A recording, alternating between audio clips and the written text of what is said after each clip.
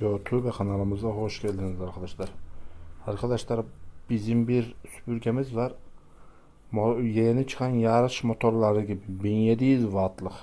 Öyle sesi var ki yeni çıkan motorlar sesinde yanında halt etmiş. Ve strese girdik sıra kendi efkar dağıtmak için motorum olmasa da tıpkı bir motorum varmış gibi işte bu süpürgeyi kullanıyorum. Bakınız sesine.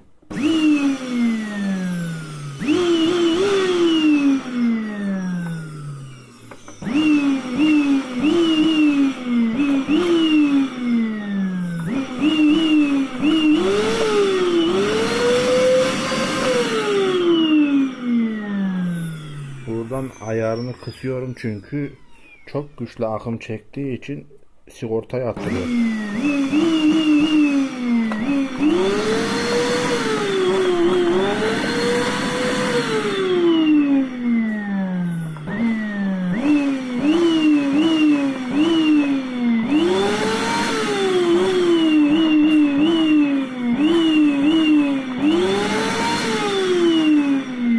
Ve burada gazını yavaşlatıyorum.